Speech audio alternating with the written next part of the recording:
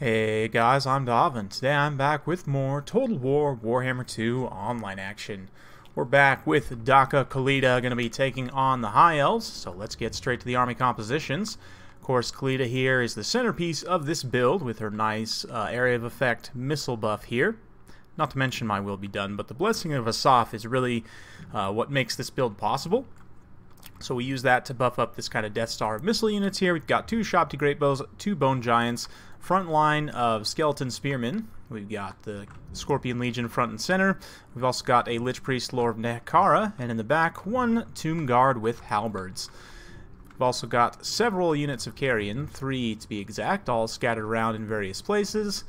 And yeah, that's pretty much it. If we take a look at the High Elves over here, got an Eagle Claw Bolt Thrower, Alariel the Radiant on a horse, going to be the general for the High Elves. We've also got a Noble there, and then a whole bunch of High Elf Spearmen, the Everqueen's Court Guards, 2 Nobles, and the Sun Dragon. So without further ado, let's get the battle in full gear.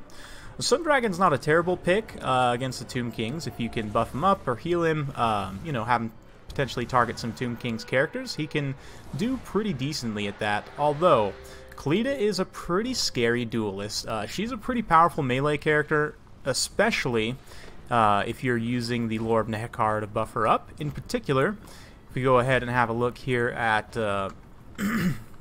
the incantation of Cursed Blades. So this one, 20% armor piercing and 20% weapon damage.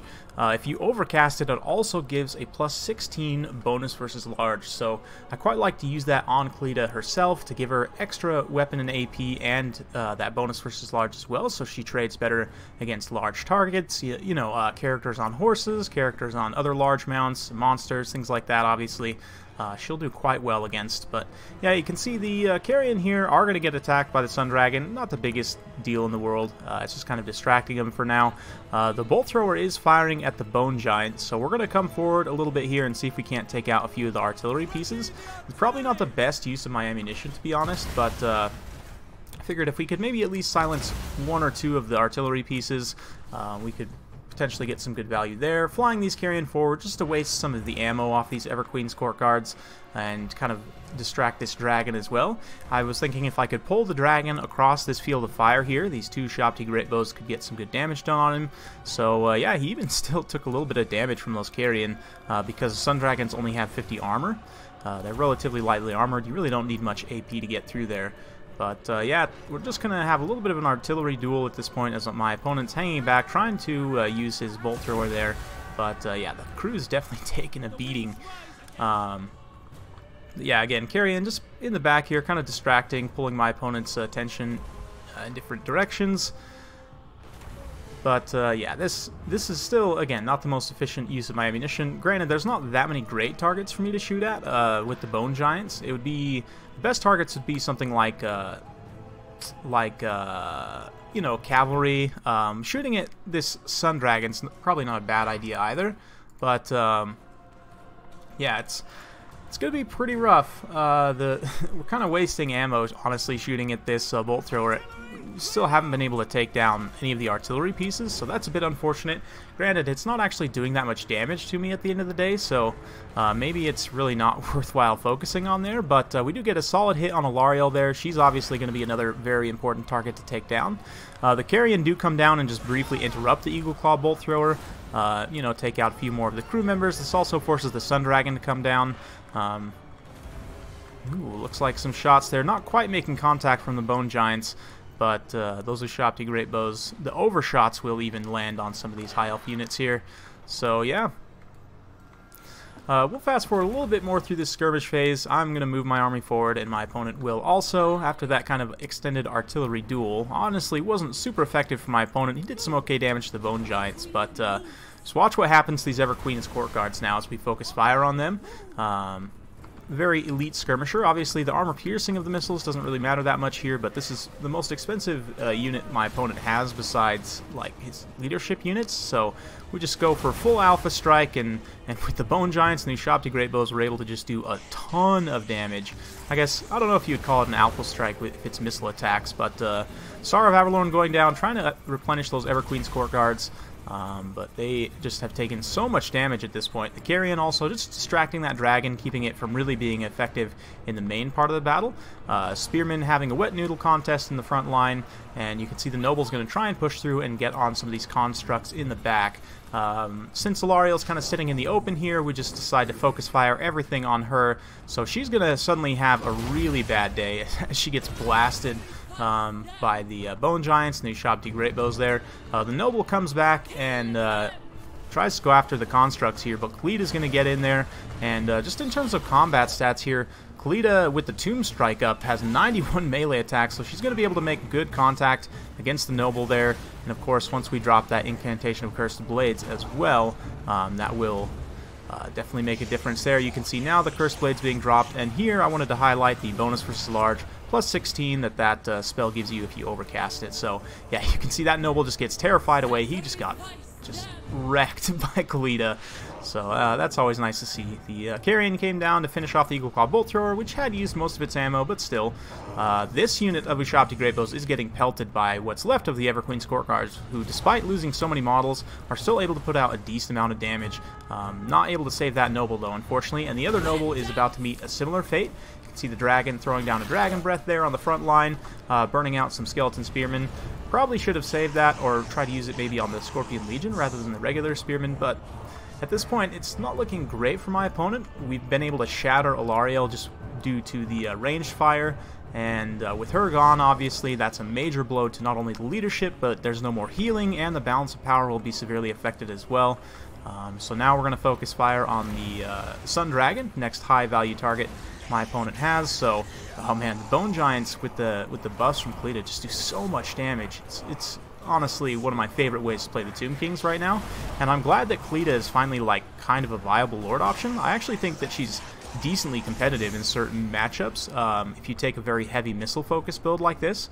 I'd be curious to know your guys' thoughts in the comments about what the High Elves can do to counter this. Maybe if you just went mass bolt throwers with like 4 or 5.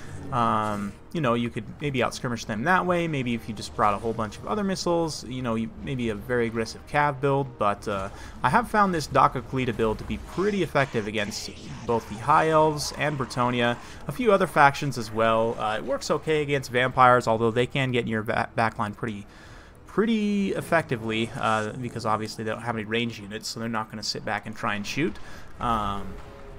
Any faction that you expect to face a lot of heavy cavalry, elite heavy cavalry, or just other large units in general, this Daka Khalida build works quite well. I've even used it in some of the rougher matchups like Chaos, and it works okay. It can be potentially risky just because Chaos, you know, they have a lot of very powerful rush units, but if you can keep your constructs, your bow constructs protected, it can be very effective against pretty much any faction that's going to bring large units, so I guess anyone except the dwarves. But yeah, let me know what you guys think. I have been showing this build off for a while now with a few minor variations, so I'd be curious to know if any of you guys have used it or similar builds, what your success has been, or failure, if that as well. But yeah, we'll just soak up some more cinematics. At this point, the High Elves leadership is still hanging on, but for all intents and purposes, the battle is completely over.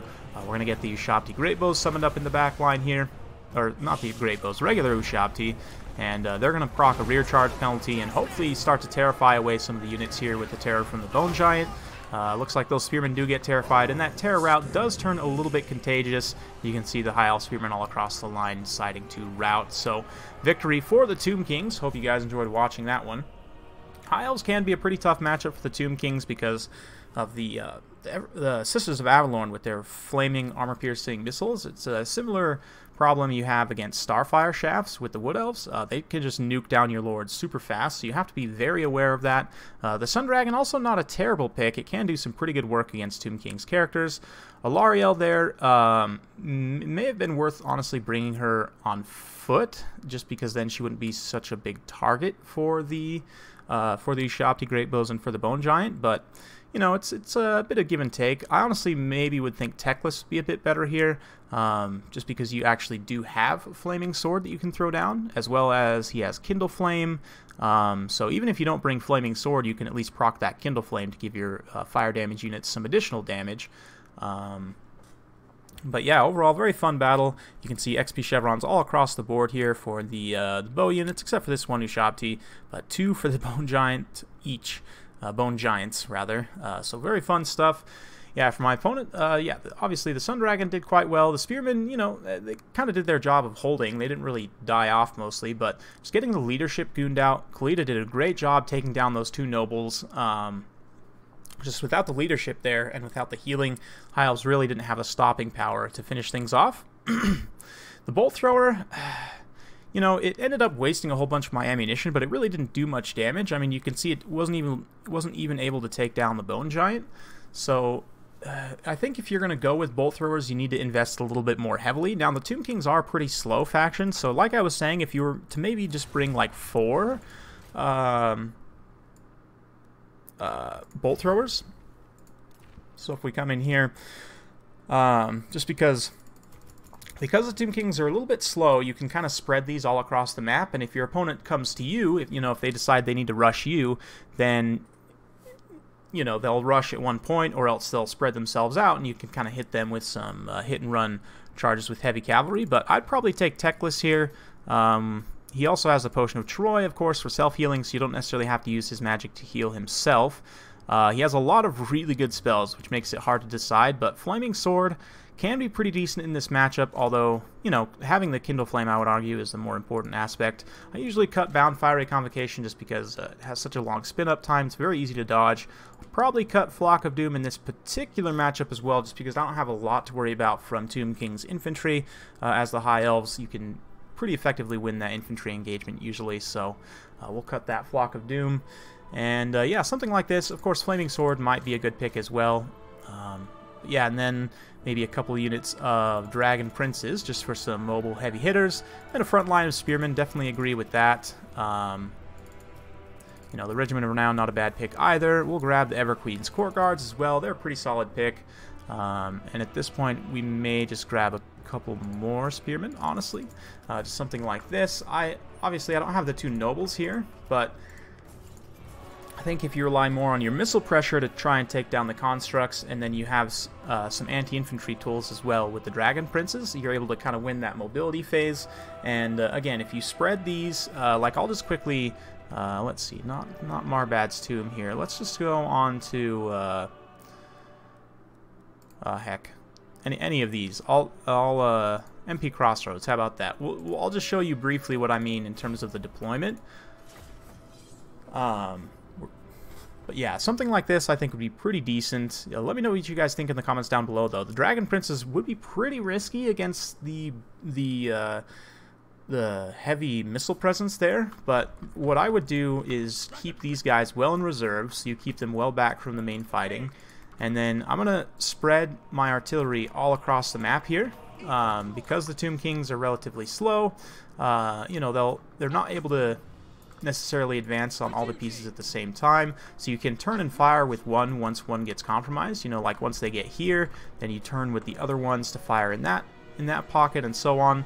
It can be a little bit tricky to protect from things like carrion and so on, but if we have the Dragon Princes in a reasonable position where they can get there reasonably quickly, then we should be able to protect. The front line of Spearmen we'll just kind of throw over here.